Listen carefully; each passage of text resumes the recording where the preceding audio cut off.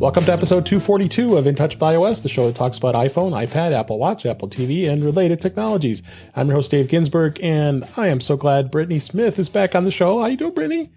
Welcome. I'm good. Thanks for having me. Of course. I always love having you on the show. We're so glad you're here. And we had a little bit of pre-show Star Wars chatter, but that's okay. That's what we do when there's some fun to be had before the show. And speaking of fun, Jeff Gamet's here. How you doing, Jeff? I'm doing great, and I'm really happy to be here with both of you. And that's not just talk. I'm really happy to be here with both of you. Very happy you are as well.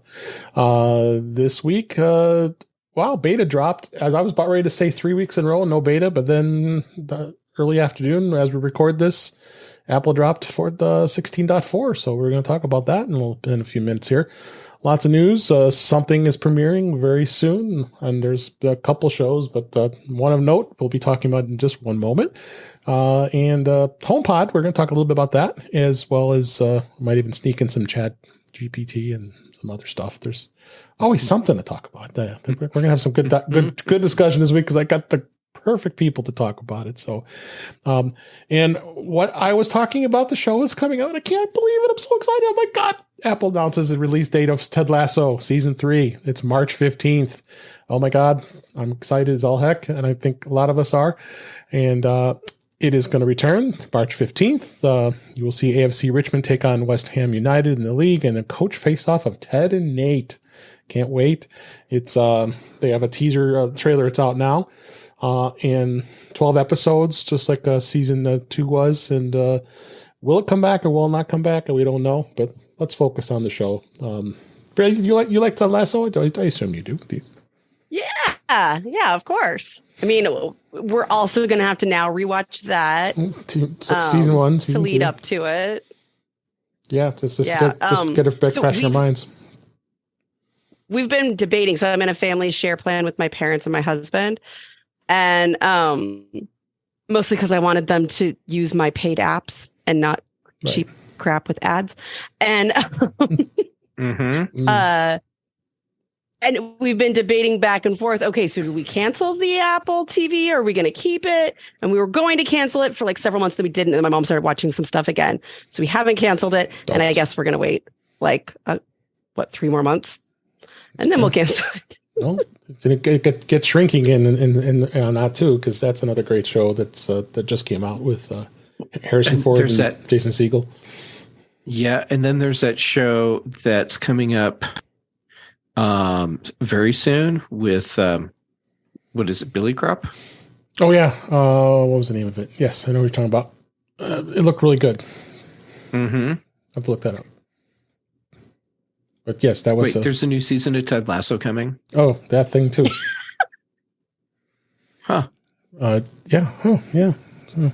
It's it's exciting. But with Ted Lasso, it's going to go through the 31st of May, and it's going to just squeak in on the Emmys, so they won't miss it out. So they can be eligible for that too. So we're just going to go assume that they'll be Emmy award winning for another year. I think everybody's going to be talking about it like crazy. We'll have Kelly on a couple times. She's going to be. Who knows if she brings back the Ted Lasso podcast, and there's going to be all kinds of fun stuff for the next couple months here. So, all right. So Kelly and Ted Lasso. Yes. The other day, I sent her a link to the T-shirt that has the barbecue place on it, and Kelly responds back immediately with a link for the guy that invented the T-shirt. Yeah. I'm like, seriously, there's no way I can come up with anything Ted Lasso that she doesn't already have. She probably has it all. So, we love you, Kelly.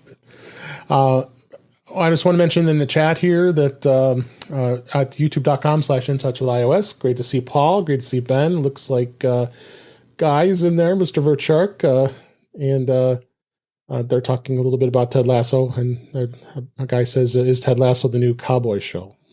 Okay.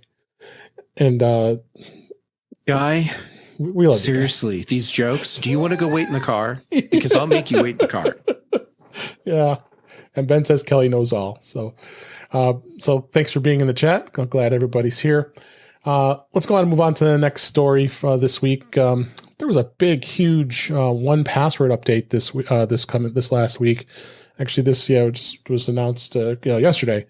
1Password is out with a major update for iOS and Mac and Android and PC and Linux too, since it does everything now. The new release brought over 100 new features, improvements, bug fixes, and the ability to reorder fields, sections inside items. Oh my God, that's going to be great. Keyboard shortcuts, improved search, continuity and handoff support for Apple devices. And we could just go on with all the different things at the full release notes. They fixed and improved the Face ID, and some tapping a field will now copy the field details to your clipboard. So it just goes on and on. I know, Jeff, have you been playing with the new update and anything that's of note that you're enjoying? I've installed the update and I'm using it, but I've been busy enough. I haven't had a chance to start playing with the new things. But the whole thing with everything they dropped into this update, to me, that this is a really, really great example of how a company that switches to a subscription model does it right. And I think in this case, it's showing how that improved income stream is paying off for everyone. And yes, a lot of this is at the corporate level, big companies that are using 1Password, but this is what happens when it's done right. And we get these. Did they also do a giant investing round? Am I getting them mixed up with somebody else? There's VC that ended up. Yeah. And was it like a year or two ago? I can't remember when. Well, ever since they switched over to Electron, the platform, and now they're platform agnostic, so now they can be on basically anything. I think that's what attracted the VCs and wanted to get. I mean, that's really what they had to do. They had to get that to get more investors into the product, and especially with the whole LastPass debacle, I can't imagine that didn't help 1Password much at all. But, yeah, of course it did. I was going to say, I think the last time I was on was right after the LastPass breach. Yeah. So I mean, you're using 1Password, right, Britt? So I have a very old version of 1Password, and I've been mostly on Keychain, but I've been saying this for a few months. Any minute now, I'm going to expand in the ways I've been intending to, and I will need to. I'll just need to get a business account for 1Password because LastPass is probably not going to be where I'm going now. No. That seems totally reasonable and plausible. So, check the show notes. We got the article link on 9to5Mac. It's going through the whole list of all the great enhancements and updates and features. 100 of them. So, but I'm very much looking forward to diving in and taking advantage of at least a few of the new features. Let's hope. Next story is about the USB-C rumors and iPhone 15. There was also a rumor that actually showed they say it's the actual iPhone 15, but I didn't talk about that this week. More so that the reporting of Apple's planning to limit iPhone 15's USB-C to the speeds of Lightning. The company charging cables will feature a Lightning-like authenticator chip, potentially limiting their functionality with Apple unapproved accessories. Which there's a rumor about that. I would not be at all surprised if something like this Apple does this, because they've done it. They've done it plenty of times before. They want it to be the certified accessories, the genuine peripherals, like we always promote here, because you get by those dime 5 and dime cords that are sitting at the checkout at Walgreens, and I just think I saw them the other day. I'm like, oh my God, don't ever buy those. Yeah, it's $5, but it's. Who knows? There could be some malware in the cable, right? What do you think, Britt? Or it doesn't manage voltage correctly. Yeah, that too. And screws up the battery or overheats. I mean, I'm just jumping in. I'm sorry. No, go ahead. Apple doing this seems completely plausible to me. And while I do see a lot of people potentially saying, "Oh, look, this is just Apple being spiteful and complying with nothing more than the letter of the law, and still finding a way to make it all about you have to have just Apple stuff." Sure, maybe. I'm looking at it more like Apple is aware of the $5 cables at the checkout stand, right? And if an iPhone catches on fire and someone's using a crapo cable, it's much easier for Apple to say the iPhone is a safe device. It's not like a Samsung phone that's going to explode in your pocket. And look, if they had been using a cable that is certified to be safe, this would not have happened. Yep. What do you think, Britt? My issue right now that I have sometimes is when I have a cable that is certified and it tells me it's not and refuses to work, which happens not infrequently. My other concern is we already have a gigantic, confusing landscape of USB-C and what does what. And if they do that, they need some mandatory big old label on it that says this is the iPhone one, because I could see a lot of frustration coming out of that. I mean, I have a bunch of Anchor USB-C to USB-C cables. Yeah, they predate it. Like this one. Right. Then this is the USB-A. Because my wife had one at her bedside and says it will stop working. So the first thing I want to check, okay, you get this cable. Let's make sure it's certified because I like these kind of cables because they have they're kind of fun. Yeah. But yeah, you're right. The USB-C, the USB to Lightning. You never know sometimes with those cables, and people love these longer cables too. But I have ones that are from Anchor. I trust it to not catch fire. Yes. Right. Whatever we like that their other products have done lately, like I trust that cable to not catch fire. But if those cables all predate this certification program, right, does that mean I can't use them? And so now I have to remember. I didn't think about that. Is this the one I can use or is this the one I can't use? So also having a big label, but also like, what about the one I've been using on my iPad for 2 years? Can I not use that on my phone? Yeah. Yeah, no. I mean, I like to tell people don't buy those drugstore those cables. Don't please, do that. Yes, please don't.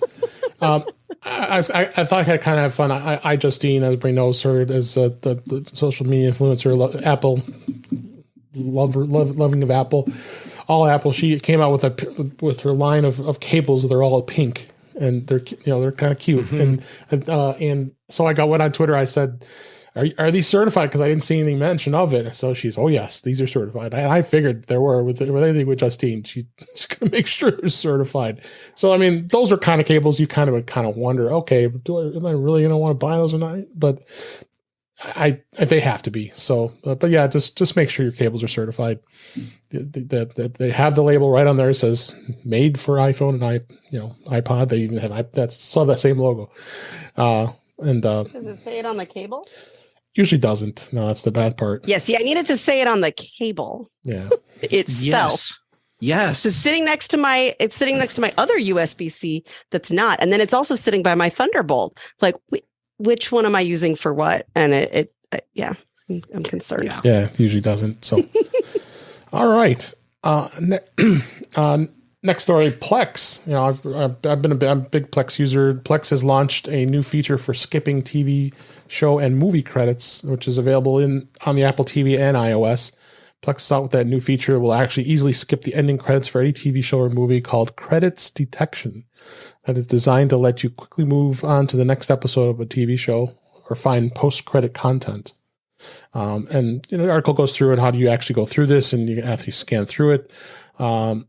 So just like having commercial skipping, which I think everybody loves and wants, this is another thing that Plex decided to add.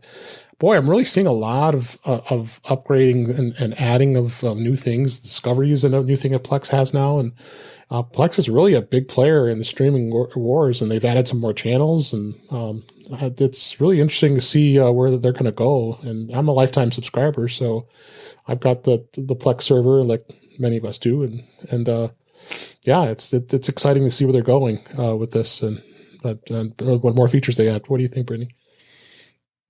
I mean, I have to put the thing out there as a person who's had an incredibly minuscule number of times I looked for my name on a credit. Like, I do have to put the plug in, like, they do deserve the credit. They do. But I have also sat there for, I don't know, 10 solid minutes at the end of and/or thinking, when are you going to autoplay the next one? So I see both sides of it.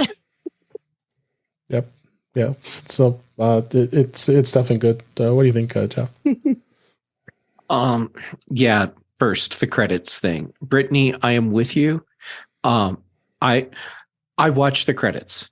However, the whole thing with we've gone through the credits and now we get credits for translations for 7 more countries. Okay, I don't need to sit through that part. So at that point, I'm ready to jump ahead. In those countries, they showed up, right? Like, could you show up specifically in the country that you apply to? Thanks. Yeah, that too. Yeah. I mean, this is the French version. Show up in those. Well, I guess that would be on ours too. But like, this is the Russian one. No. This is the Japanese, Italian, Japanese. Yeah, those are great. Yeah. Good examples. Yeah. So, anyhow, Plex, I think, is being incredibly savvy. They are with the things they're doing. Take some smarts. Yeah, they're positioning themselves to be the go-to for your personal content and streaming content. Yep. But then they could have easily said, "Hey, we're your collection of stuff."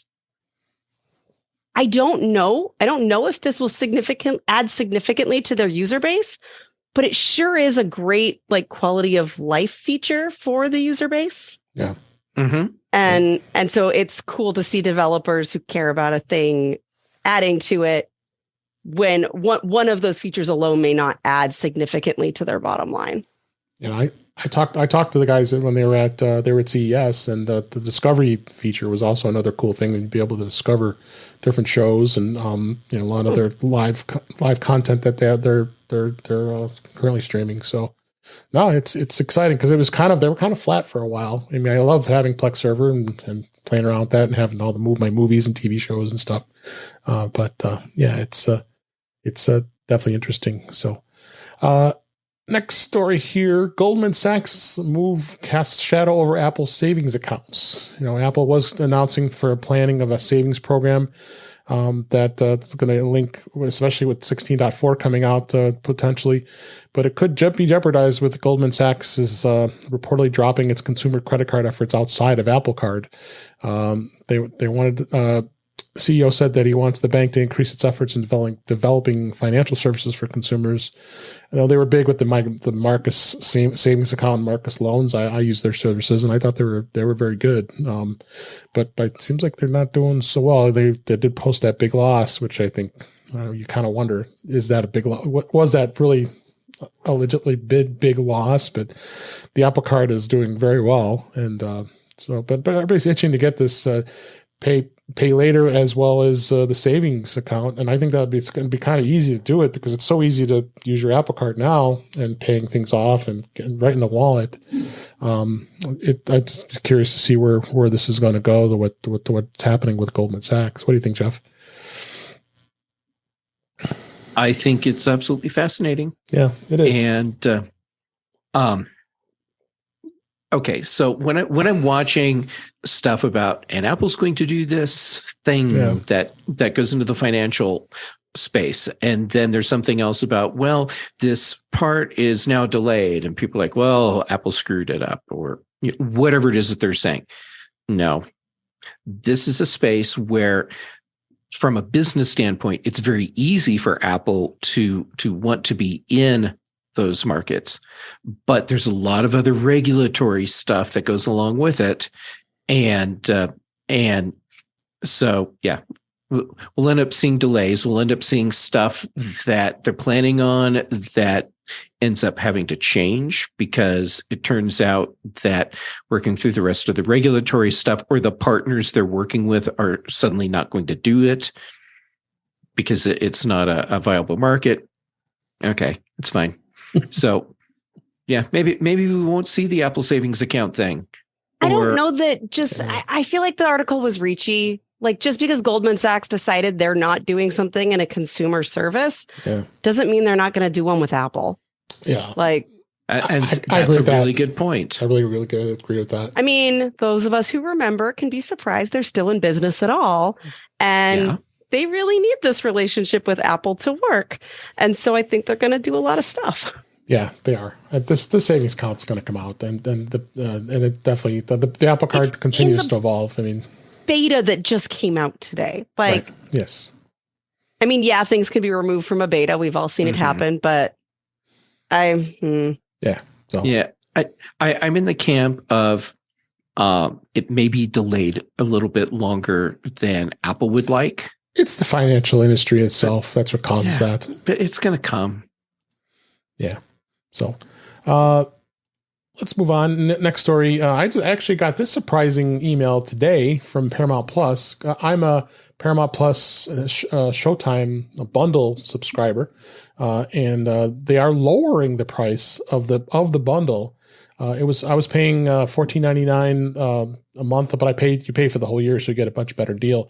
They're lowering it down to $11.99 because they are working on doing a kind of the bundle merger where they're going to rename it, and Showtime is going to be just basically be absorbed as part of the Paramount Plus. I forgot what they're going to call it, but it's for Showtime, and just like a lot of other streaming services, they're kind of merging and going through that. We talked about last week with HBO and Discovery Plus. They decided not to do it. Well, Paramount Plus and Showtime are going to do it, and I would have this feeling that it'll have the prominent name of Showtime, since Showtime's been around for a long time.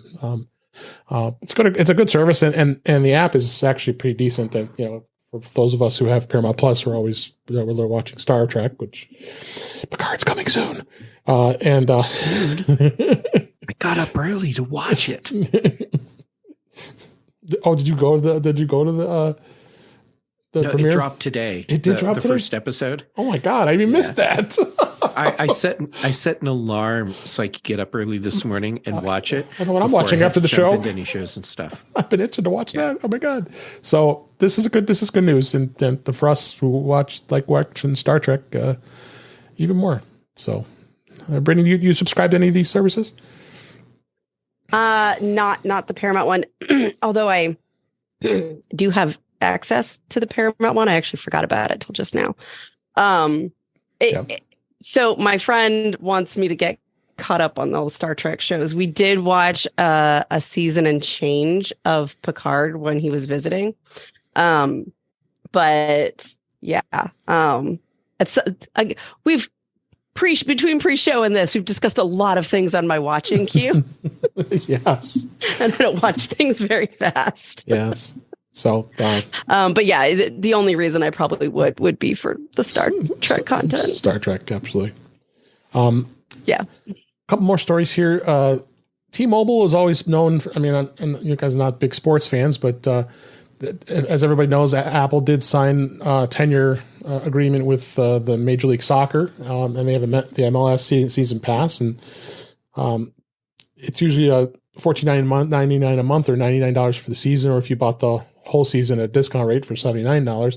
But if you're a T-Mobile customer, you now can in their T-Mobile Tuesdays app, which I always have fun getting free stuff. Well, this is really cool.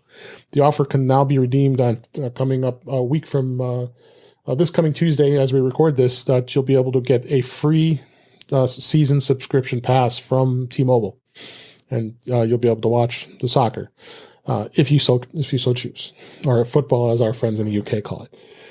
But they also do Major League Baseball too, so it's kind of fun to see that T-Mobile has been partnering up with Apple with this kind of stuff, as well as Major League Baseball and others. So.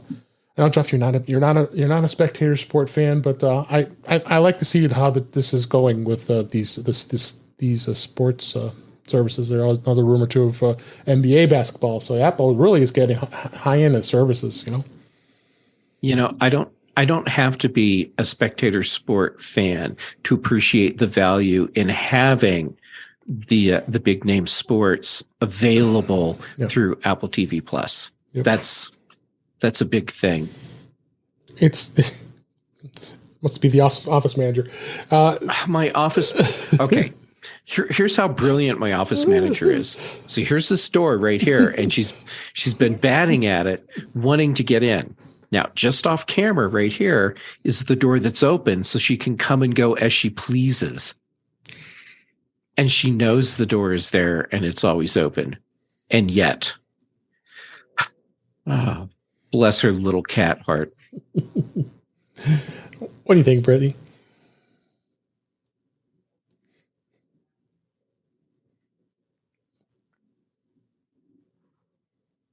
Oh, you're muted, Brittany.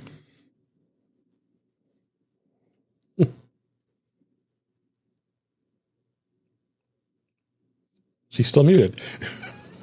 I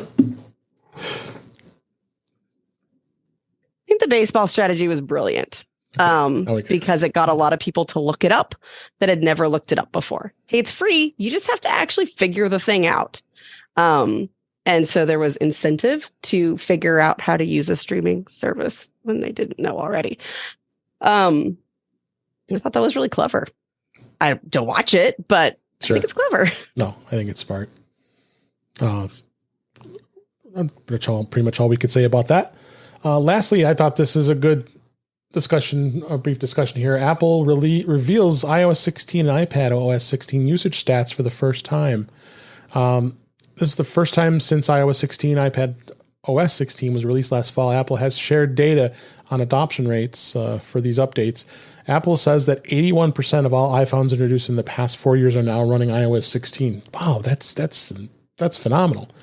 And 72% of all iPhones, what is it? I think what it said. It said introduced in the last 4 years are now running iOS 16.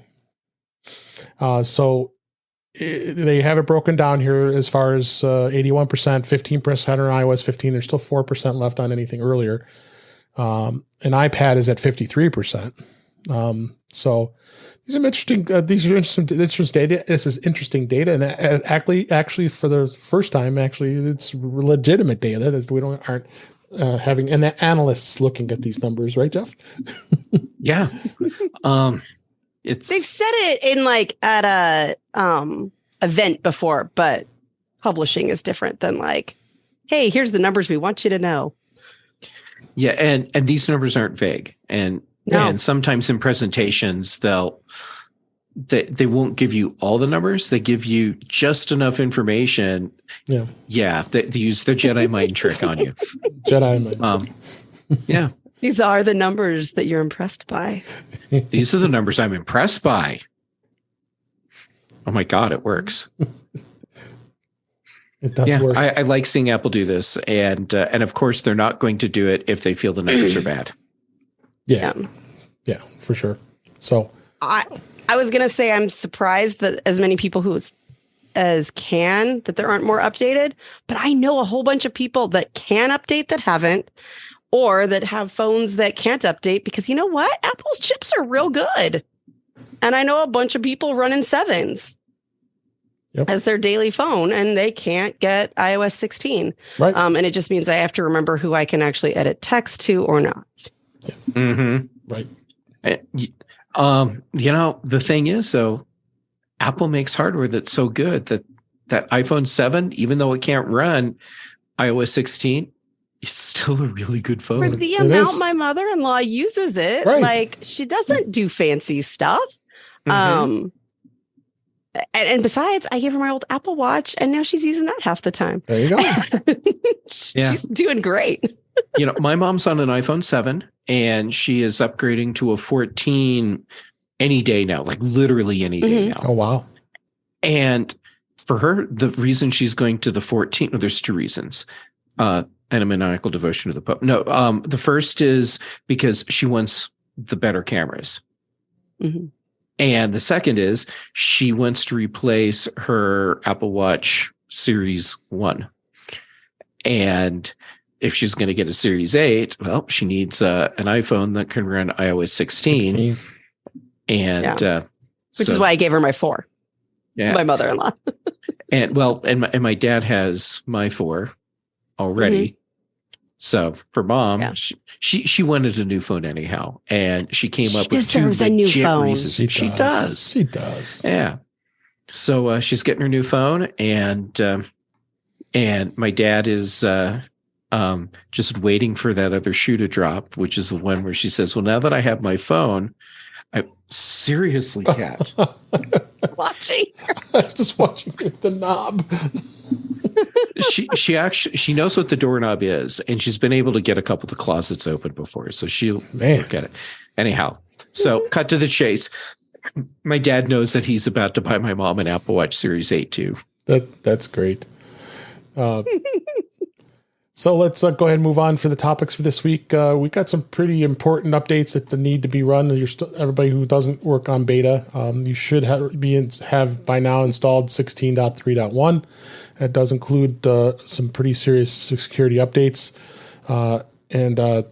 In fact, I mean, even on Mac OS and Ventura 13.2.1, they were pretty much forcing it installed because there was some active exploits and vulnerabilities on all the platforms. So PSA, please make sure all your devices are up to date. The 13.2.1 on Mac OS Ventura and iPad OS and iOS 16.3.1. And be sure those are updating my non-beta iPad now. Yes. Make sure that's done. Excellent. I don't remember to update my iPad very much. Watch OS. Well, based on the stats in the article Dave was talking about a minute ago, you're not alone. Yeah. Most people seem to forget to update their iPads. They do. I have a good reason, though. My iPad was never on 15. Oh, went from 14 to 16? Went from 14 to 16. Wow. Because it sucked to edit and make shortcuts so much. Like when they first moved to the Swift UI thing. And I needed a device that didn't suck to make shortcuts on. And so anything I had to do with the new one would happen on my phone. And then once 16 was fine. So I just updated to 16. Yeah, absolutely. So I have a good reason, but I don't know about it. Well, now you're doing it. Yes. Watch OS 9.3.1 is out. TV OS 16.3.1, I think, or actually 16.3.2. HomePod OS got 16.3.2, and we know that HomePods are still not working the greatest, right, Jeff? Right. Okay. I can't even tell when my HomePod's updating or not. No one can. I manually do the updates, and that whole process has gotten janky because it doesn't tell me it's updating the HomePod minis, just the HomePod. And I have to check later and figure out if the HomePod minis actually got updated. Anyhow, I have no problem bagging on HomePod OS with the 16.3.2 update. However, I have to give Apple some credit here because they fixed a lot. And Siri on the HomePod is so much more reliable for me than it's ever been since the HomePod was released. The exception is, because there's always an exception, Siri shortcuts on the HomePod, it's still a total crapshoot if it's going to do those. Yeah. But still make sure you update those and get those taken care of.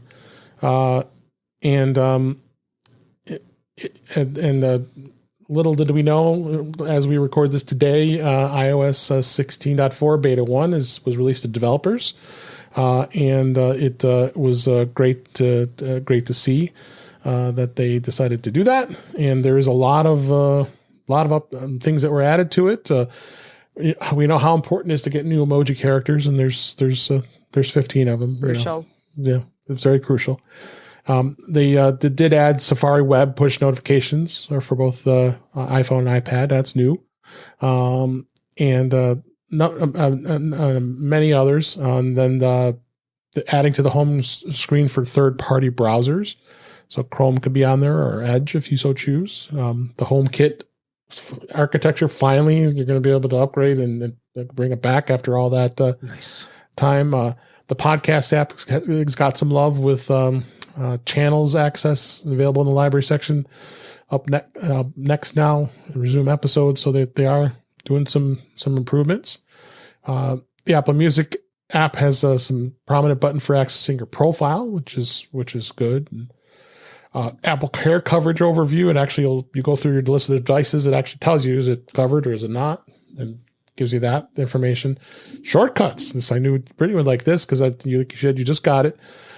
Installed today. There are options in shortcuts that create workflows that lock the device's screen and control the always-on display. But there's also an option to automatically enable or disable Stage Manager on the iPad, as well as Apple has added some options to have Siri announce notifications that an action that can be incorporated into a shortcut. So here's another good one, because you guys just did your episode. I'll give a plug for you and Eric on Mac Voices that you just talked about Mastodon clients. Yes. Go check that out. Content previews for Mastodon in Messages. When you send a link to a Mastodon post to someone in the Messages app, it now displays the preview of the content that was shared rather than simply a link or a link with an image.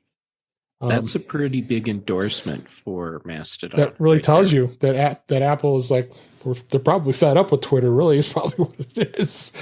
Where that just kind of shows you where things are going with this. So, but there's tons more stuff that I can go on and on. But they've done some really good, nice enhancements in here. One of the other interesting things they did with beta in itself, especially if you're a developer, one change that Apple is making developer beta installation easier for registered developers and harder for those who are not. Yeah, this is going to be interesting in June. See where this goes. Yeah, with WWDC. So lots of people will use their friends' developer accounts to get the profile and install it on their. Yeah. The cool thing is that's always been the tough thing to deal with, is having to go every time you had to go get that profile and download it whenever it would change. But registered developers will have the option to enable the developer betas directly in settings, because it's registered to your Apple ID. So as long as you're signed into the same Apple ID that's your beta account, it doesn't mean you don't have to be a developer, but your account has to be associated with a developer account. Right. I have a test from Argyle, my brother's company. And so because I helped him test his fancy AR app, then I can install the developer betas on my phone. Yeah. And also he's a nice brother. He is. So I have a company phone-ish, except I bought it. Ish. I like that. If it were going to be a company phone, he would have made me get a Pro, because they've got the lasery thing. Yes, they do have the lasery thing. What is the word? It is not coming. LiDAR. Thank you. That's the one. LiDAR. But you know what? Lasery thing is now part of my lexicon. Yeah, I want to put that in there. Yeah. I feel like that one's better. But so what features does your iPhone have? The lasery thing. Ooh, that is nice. Yeah. WatchOS 9.4 is out. As always, nothing to really report or talk about. tvOS 16.4, same thing. Nothing to really talk about. But those are out. Make sure if you're a developer to go check those out. And they've also added I did talk about the podcast app. Some more features for CarPlay, which is great. That'll give you some enhancements, because I've always found that the CarPlay in the podcast app has always been kind of cumbersome trying to navigate. That's probably why I use Pocket Casts. Is my favorite. But it's there was one more I thought was interesting, which was push notifications. Oh yeah, if you said it, I was spaced out. Nope. Okay, the web push from web apps. Mm-hmm. Yep. Yeah. What did you think? And okay. I have never found a website I wanted a notification from. Yeah. But I can imagine the situation where one would, if your task manager was based in that and you didn't want the app on your phone or couldn't have it on your phone because it's a company phone. Mm-hmm. There's a few scenarios where it could exist. Anyway, I thought it was interesting. If I start getting companies constantly asking me to do that, then I'd get real cranky. But it looks like it's only for ones that you've installed onto your home screen. So right. I'm not totally sure yet because again, I installed the beta like an hour before we got. We all have had much of it as so, middle of any time of it because it just dropped. I think it's interesting, literally 4 or 5 hours ago. So, and that they can be included in focus modes. So, yeah, I just thought that was interesting. And like you, and the last thing about iOS 16.4 beta is, like you mentioned, Brittany, is that it does lay the groundwork for Apple Cash high yield savings account. So you do see it in there. So they're doing it. It wouldn't be in there if they weren't. But who knows? They could change, but I don't see it. I mean, Apple is all in. Services is just too important at this point in the game here. So we'll see how it goes. We talk about beta every week and see how things are, and then we get to play with them, and then of course never put beta on your primary phone. To keep telling people that. Right. Never do that. Never. No betas on mission critical devices. Nope. No, I got it. That's the other reason it's not usually on my iPad. Right. I got this on my 10R as my camera. That's 16.4, and I got my iPad Pro 12.9 inch sporting 16.4. So those are sufficient. Keep the other ones on the stable version. So it happened last week, but 5 years ago, the HomePod was launched. It was 5 years ago on February 9th, 2018. And I can't believe it's been that long. I mean, I remember when I go back and listen to my previous podcast. So when I kind of the same thing I did when I bought the iPhone 8 and I said, I'm not going to upgrade to the iPhone 10. And I did anyway, and bought the 8 and the 10 came out within 2 months of each other. You heard back then past episodes too. So yeah, I did buy them and then I returned them and I said, no, I really like them. The price is better. And then now I have both my paired first gen HomePods, but it was a cool thing. And I remember Phil Schiller was on stage at the time and said it was a magical new music experience from Apple. So it did get reviews for its sound quality, but of course everybody's saying it was limited and a lot of things that weren't too exciting. But what did you think, Jeff? You did buy you have a HomePod, right? You bought the first. Did you buy the first gen? Yep, I did. Bought it. I guess we could do a pre-order on it. It was 5 years ago. I did too. So it's hard for me to remember. Yeah, so I pre-ordered that HomePod, and that's the one that got its software update. Was it yesterday, today, whenever the update came out? Yeah. Cool. Okay, here's the thing. Yes, it's limited. Yes, I have all these frustrations with Siri on the HomePod. If someone had a really, really sweet deal on a used original HomePod, I would consider getting one just to have a stereo pair. Yep. They're not. But yeah, no one wants to get rid of their OG HomePods. And honestly, I'm not that interested in getting the second gen HomePod. That if I get more, it'll just be minis probably, or a sweet deal on an OG. Yeah. Anyhow, it has been a fantastic streaming music device for me. I like it. I like it a lot too. And even as a single HomePod, not a stereo pair, I play music on that thing every single day, a lot, and I appreciate the stuff it does well. Yep. You don't have a HomePod, Brittany, do you? I have one mini. You have a mini, and I confess its main job is to be my smart home hub. Right. That's okay. Yeah, that's the most cost-effective way to do it. Good for you. I've got 4 of them. Because here's the thing, I listen to a lot of podcasts and I use Overcast, and it's annoying to send anything anywhere. In fact, I don't even know if you can still. You couldn't at one point. And yeah, it's not easy. Whereas the music, it's a lot easier. So I try to remember to do it when I'm listening to music, but sometimes I don't because the podcasts are what I listen to more, and they're so difficult and cumbersome. Yeah. But no, I'm with Jeff. I'm gonna keep these OG HomePods. I'm happy with them. They step above me here, and I use them to watch TV, listen to the sound. I get the amazing sound from the Apple TV, and I'm supporting the Apple TV and everything here and on this TV now. Even my cable TV I still have. I'm streaming it through there, and I've gotten really used to it. I'm really happy that I did that. Get rid of their box, and I don't have to have Comcast's $10 a month box to do it through their Stream app. So the other thing is it's in one room.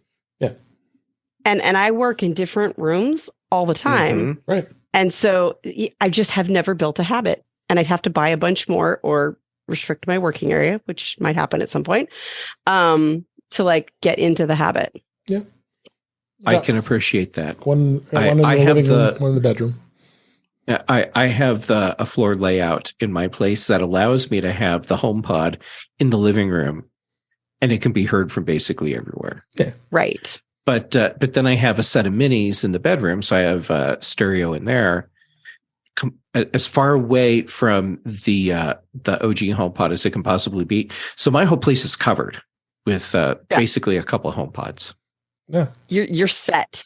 I'm set. You are set. You are set. But I totally get why it would be hard to develop a habit of using the Mini for anything other than a HomeKit hub, right? Because it's not.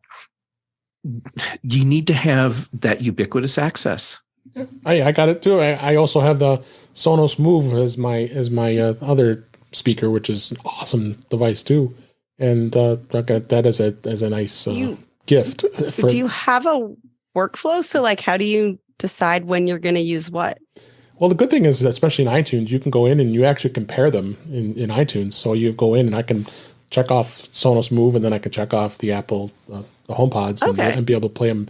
It's kind of fun because I have the two HomePods above me right here. Actually, one down there, one up here, and then the Move is down below me. But the cool thing about the Move is it's portable as it's battery. I just pick it up and put it in another spot, and then you can raise the volume on the Move, and then you get some really heavy bass and a fun sound. But then you have the HomePods are supporting those too. But I didn't buy the Move, so I got it as a gift. I got it as a work gift for my 20-year anniversary. So that was very nice of them. So I couldn't pass it up. Brittany, what I do is I'll say like, hey, S lady, play John Williams' greatest hits everywhere. And then it just turns on all my HomePods. No. Or I'll say, hey Siri, play. Hey Siri, stop. Hey S lady, play Star Wars. And always leaves the Star Wars in the living room, and then it's just the one HomePod. Okay, works. And then just to touch on the second gen HomePod, it's getting mixed reviews. I mean, I'm not surprised. A lot of people it's going to be pretty hard. I'd be curious to know how the sales have been for the second gen HomePod. I can't get out of my mind the fact that it's so much. I'm so thrilled the fact I can actually unplug the plug from the back of the HomePod, and it actually because I'm looking at that plug up there right now. I was like, God, that annoys me. That thing sits there. I can't pull that thing out without trashing it. But I have a link in the show notes for the article about iFixit tearing it down today, and it was interesting to see that it's a little more repairable because they used a lot less adhesive, and you didn't have to cut into it and to get it opened up.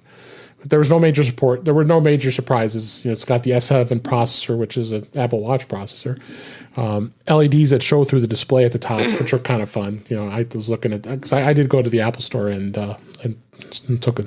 checked it out, and then of course having the temperature and sensors that are in that new one. The good thing is the HomePod Mini has those. So, and I haven't had time to play with that yet, but the weird thing is, if at some point I actually can build the house we're trying to build, that regulations are getting in the way of, I could see me getting more for the temperature in each room. Like from the home automation standpoint, could be what did it. And then once it is everywhere, now I can get into the habit easier of saying, hey, S, let's play this here or there.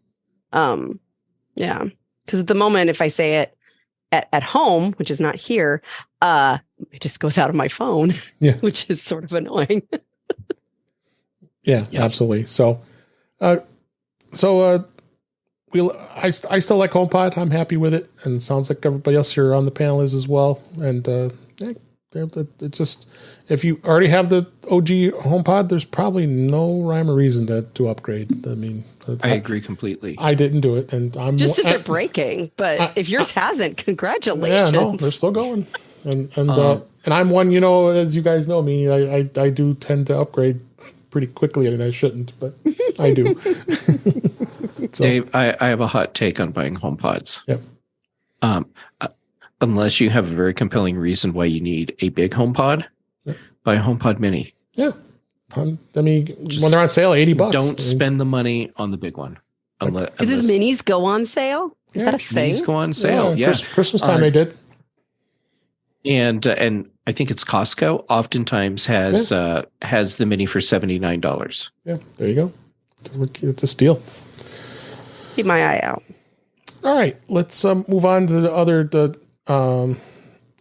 discussion, and I wanted to talk a little bit about ChatGPT. It did get announced. It was back in February 9th when Microsoft went all in with their AI boosted search with the Bing browser, which I can't believe I'm even saying Bing. And that search. When was Bing last relevant? Yeah, now all of a sudden actively, it is. And now it's hilarious. Yeah. The last time Bing was relevant to seriously discuss was before it was launched, when we were talking about Microsoft was potentially getting into the space and what would it mean for Google. And then it happened, and we saw what relevance it didn't have. And there you go. Yep. So, what's been your thoughts of the ChatGPT? We were talking about it on Mac Voices Live, and it was very impressive. Sad I missed that. Yeah, I was putting in like the show notes, and it was coming in. I was loving it. It was talking about me, and it just pulled all the information from my podcast and my bio, and I was like, wow, I didn't have to write this. I could create a whole new resume with this. So it's absolutely amazing. I'm just using the ChatGPT, the beta version of it. So, but I am obsessed with the actual ChatGPT. You are? Okay. No joke. Like, oh yes, this is very serious. So for years, I have been wanting a developer to use GPT to allow people to put in, because writing resumes and cover letters, I feel like this is the thing that sucks for everyone. Yeah. But with ADHD, it's super nova sucks to do that. Mm-hmm. Because you bring in like extra imposter syndrome, you bring in extra like sense of rejection, and then also it's super boring. And so what I wanted was somebody to be able to like give a bullet list and pop it out. And it turns out I just had to wait a little while, and then there'd be this generic tool that could also write my Apple script for me. And I've been using it mostly for video descriptions, but like taking my video outlines and then saying, hey, could you make the video description for YouTube from it? I could do things like say, hey, could you give it a lighter tone? Oh, hey, could you now out a Star Wars reference? And they were valid Star Wars references. And then later in the chat, I'm not even asking it. I'm asking it to do something else give me ideas about things. And one of them was Star Wars. Oh. Yeah. I am enamored of it. I've been plugging in a bunch of stuff for the ADHD Guild so it can pop out descriptions and things. I'm having a great time. Yeah. And you can even use Brittany, it. Oh, go ahead. Brittany, I'm actually really, really happy to hear you saying this, because you're a great use case for how ChatGPT can be a valid and useful tool. Whereas we're seeing so much of people putting in stuff where it doesn't have the tight parameters that you're providing. And when you have those really tight parameters, you tend to get the kinds of results that you need. Whereas for something else, like me telling it to write a bio for me, and it spits out something that sounds really good and is almost completely wrong. Yeah. And never use it as it's always a first draft, right? But for me, the first draft is killer. Like, as in, I never want to do it, so I put off the thing forever.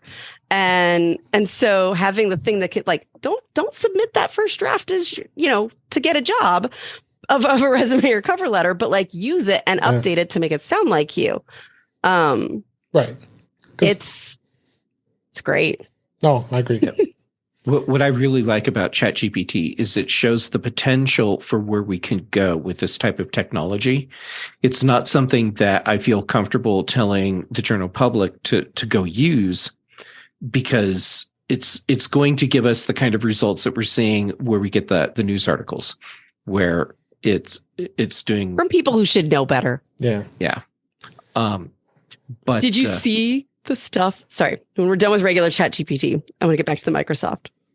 Oh, right. Like the stuff that Bing sounds like a dystopian nightmare. Yes.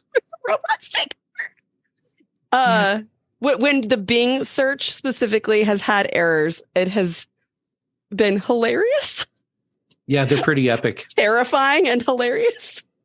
And, you'd think Microsoft would have learned from when they did that chatbot thing a couple years ago that very quickly became a horrible racist. I forgot that was Microsoft. That was Microsoft. Yeah, you think they would have taken what came out of that and figured out a way to create a framework to keep. And I'm actually interested in what things they've put into the ChatGPT because I know they did some things to try to avoid that, but sorry.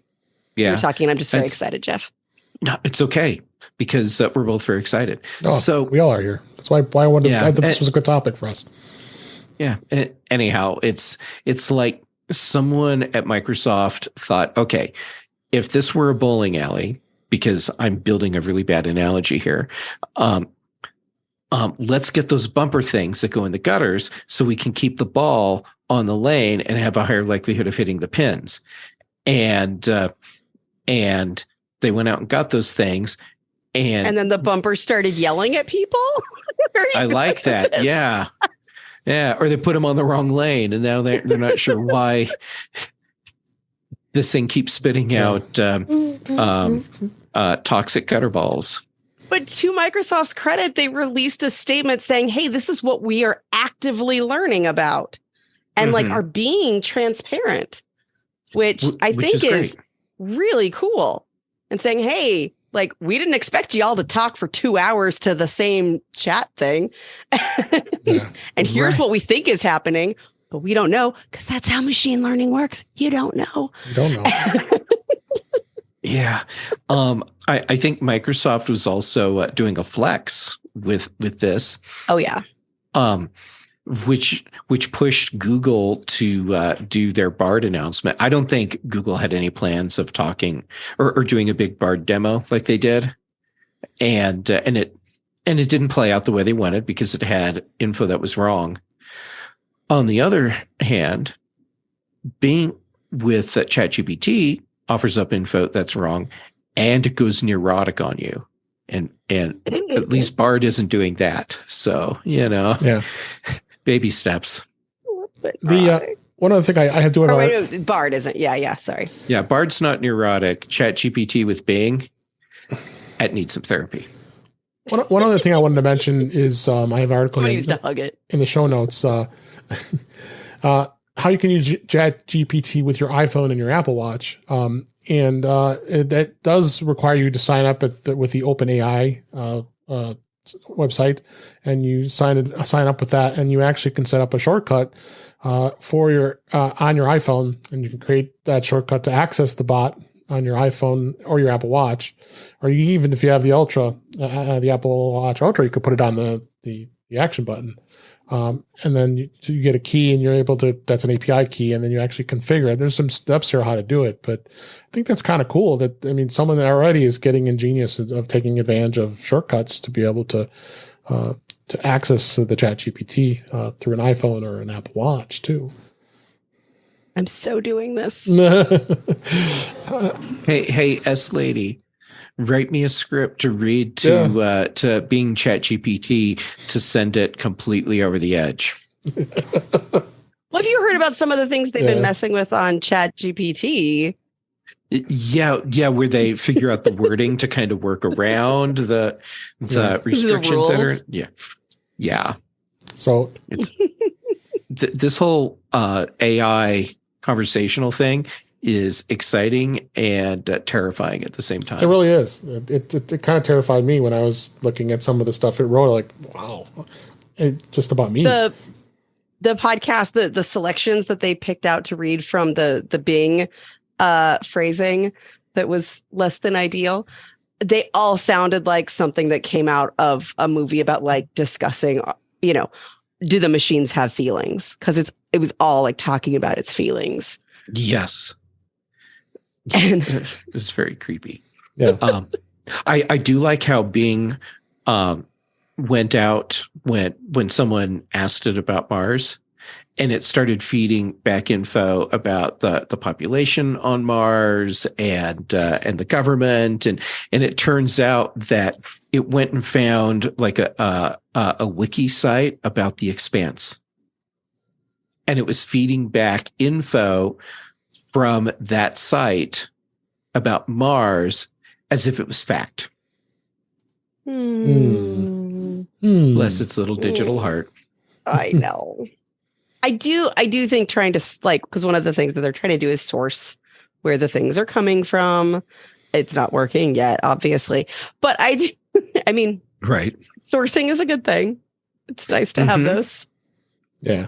So it's important. Check it out. ChatGPT is it's exciting. It's something that we haven't been able to experience all these years, and now we have it, and I'm hoping it continues to evolve. I'd like to see it in other browsers, and Bing is going to be, and search engines for that matter. Who knows? Apple could be working on it. We've heard rumors of that as well. So, they could be incorporating something like that into a potential site that they would create. So, it's a lot of exciting things ahead. I have a feeling it's not so much a site as it is a service. A service, right. That's good. Yeah. And what we'll see from Apple at some point is the integration of their advanced conversational AI into Siri. And then a lot of the issues that I have with Siri limitations today go away, or it becomes incredibly terrifying when in the middle of the night, my HomePod wakes me up because it's lonely or something. Yeah. I think you're a little more optimistic than I am.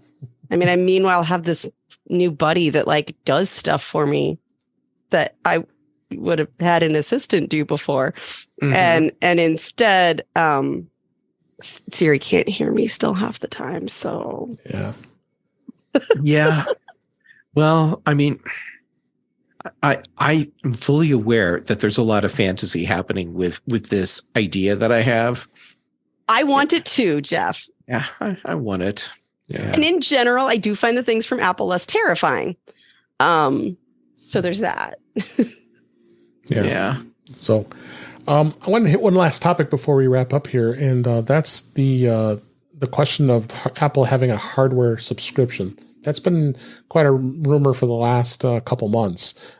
As we all know, and I'm on it, the iPhone upgrade program has been around for a long, long time. And that's how I always get my new iPhones every year, because I'm more or less renting my phone, because after 12 months, I turn it in and get the next new model. So, and that's the one way to be able to buy it, spreading the cost over 2 years. You decide if you want to keep it, you can pay throughout the whole 2 years, and then it's yours. So you got to wonder what's going to be different as far as how a hardware subscription would work.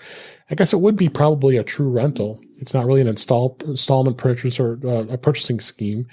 And it'll probably be bundled like other services. I would venture to say maybe it's not necessarily just Apple Care, and it could probably be extended to other hardware like iPads, Macs. I know Best Buy is already doing a Mac hardware subscription.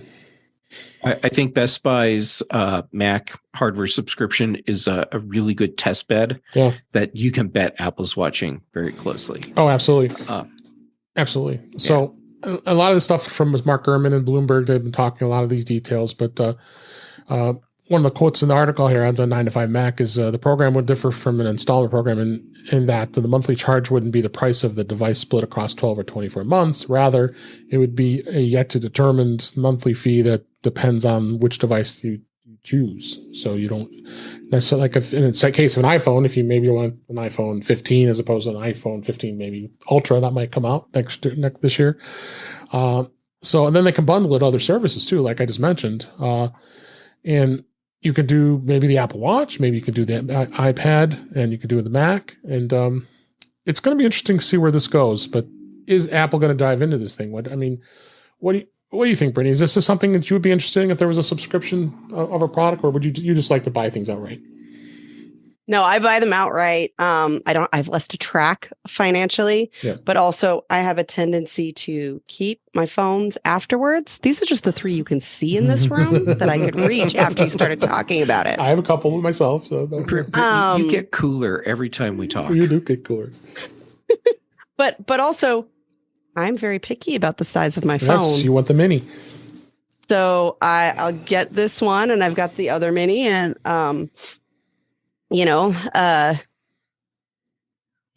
sorry, I was trying to think of like what tech deity would I be worshiping, but I did not come up with a good one. Siliconius. Siliconius. I just Siliconius willing. There will be another one at some point for me to upgrade to, and maybe I'll go wild and buy 2 or something. So no, like I would never want to have that little control over what I'm getting next, or when I don't have it anymore. But for some people, I get it. Like there are a lot of people who do their budgeting the opposite of me, which is like I buy things outright and like put away the money for my bills because I get paid in weird lumps. Anyway, some people do like I get paid this much per week, per month. And so those payment plans like are a way to sort of automatically budget for them. And so there are people that would be a good bet for, just not me. Yeah. A couple comments in the chat on YouTube. Ozok17 says, one wonders how a hardware subscription would interact with the ongoing availability of long-term support models. That's a good point. I have a hypothesis here. And my hypothesis is hardware subscription, at least initially, if Apple does this, will not be a consumer-focused thing. It will be a business-focused thing. Yeah. And then your long-term support, it's you have to stop thinking about it the way we do today, because that becomes simply part of the subscription. So as long as you're subscribing to whatever hardware you have, there's support for that hardware. Right. And since their system will have that hardware rotating out on a regular basis, it's just all part of the thing. Yeah. But I'm thinking more business first. And for some people, like the support part of it would be huge.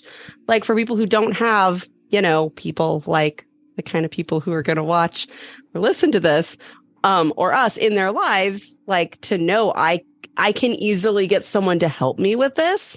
I mean, that was one of the really big selling points for like Kindle Fire and stuff for people was you could just call someone and they'd help you with your device right now. Mm-hmm. And so that actually could be a really big deal, but I don't think everyone will ever go to it because it will be more expensive than keeping one for a real long time. Yes, but for some companies, the trade-off is worth it because the business expense, and keep in mind, I am not an accountant. The business expense for the subscription is no, I don't. Yeah, it'll work out better for them than the expense as a hardware purchase. Yeah, and or having somebody on your staff that just fixes people's phones. Yeah. When they aren't working. Right. And, and if it's a subscription thing and let's say you're a small business and so you have 5 employees, you now have 6. Okay. You just add one more subscription to your bundle. Yeah. And the computer shows up in the mail or they go and pick it up at the store and it's ready for them. Set up however it needs to be. Something goes wrong with one of the employees' computers. Yeah. And it needs some hardware thing, they just take it into the store and Apple hands them a new one. Right. They walk out and it becomes much more efficient and probably cost effective for some of these businesses, because it's just like, here it is, take it, go. Yeah. You're done. Makes it easier. So yeah. I think it'll be interesting to see where it goes. I mean, I think the iPhone upgrade program is, I like it a lot, and I wouldn't if I didn't do it. And if you know you're going to want the new thing no matter what, and you're okay with giving up the old one, why not? Yeah, I mean, I am, because I do this show, and I want to be able to have. And you're gonna want the new one. Yeah. I've literally ever met you. Yeah, it's like a lease. It's easy at that point. It is. Yeah. I mean, just like you make payments, you can get payments through your Apple Card. I mean, you buy a Mac, you buy an iPad or Apple Watch. I did it and paid it off in 12 months and didn't even feel it, because it's 0% and comes out automatically, and you don't even think of it. That's what I love about the Apple Card. Probably a love-hate relationship, since I shouldn't be buying things a lot of times, but it does. Yeah. What the heck? That's what we love. We love our Apple products here. So, great conversation. Yeah. Thanks. And I think we had some awesome topics. Hope you enjoyed the show here. And let's go ahead and wrap things up for this week. That's a wrap for this week. Please send your comments, questions, and suggestions to our email address, feedback@intouchwithios.com. You can follow us on Twitter @intouchwithios. Support the show by buying me a coffee at intouchwithios.com/coffee. We would really appreciate it. You can become a patron of the show by going to patreon.com/intouchwithios. We have 2 tiers available to support the show. We would really appreciate it. Make sure you like, share, and subscribe so you're notified when we are live streaming, which is on Thursday nights at 8 p.m. Eastern, 5 p.m. Pacific on our YouTube channel, youtube.com/intouchwithios, where you can watch the live stream as well as watch the recorded live stream and all the past audio shows. We also have In Touch with iOS magazine on Flipboard, where many of the topics we discussed are flipped into that magazine. The link is in our show notes. You can subscribe to the show in your favorite podcatcher, including Pocket Casts, Overcast, Apple Podcasts, and many others. But better yet, go to our website at intouchwithios.com, where all the links to all the ways to listen to us are there. I am Dave Ginsburg, and you can find me on Mastodon at DaveG65 at mastodon.cloud, or I'm on Twitter at DaveG65 as well. Brittany Smith, thank you always for being here. We always have a great conversation and great show with you on, and where can people find you? Someday, after I pay Jeff some exorbitant fee to walk me through Mastodon, I'll have that. In the meantime, we can both help when notifications are working on Twitter, I'm ADD Liberator. My website's conquer.consulting, but I've also been putting stuff on the ADD Liberator YouTube channel. Great. Yes, you have some awesome content on there, on a lot of iOS. Oh, thanks. Apple-centric stuff. It's always good. So thanks for being here. And Jeff Gamet, always a pleasure having you here. And where can people find you? It's always a pleasure to get to hang out with you. Brittany, it's not an exorbitant fee. We'll get you hooked up. Couple beers. Right. And I am really looking forward to when we finally get to hang out in person together, because me too. That just hasn't happened. I've never met either of you in person. I know. It'll happen, and it'll be great. And Klingons will write operas about it. I have no doubt. Yeah. Oh, yeah. Absolutely. All right. So anyhow, when Klingons aren't writing operas about my antics, Jay Gamet on the social medias, the ones that I'm active on right now are Mastodon and Instagram. And then for shows, let's see, Tuesdays, Mac Voices Live, so that's Chuck Joyner show. Then on Thursdays, the big show. And then here with you, Dave, on In Touch with iOS on Thursday evenings, Friday mornings on the Mac show. And before we recorded today, I recorded the new episode of The Context Machine with Ryan Chaffin. Yay. That's awesome. Thanks, Jeff. And thanks to everybody in the chat room. This is always great. Boy, the last few weeks we've had a good turnout. I really appreciate everybody that's been and giving us some questions and interacting. We appreciate it. And for those listening, we appreciate you listening. I hope you enjoyed the show because we enjoy doing it. And we'll talk again soon.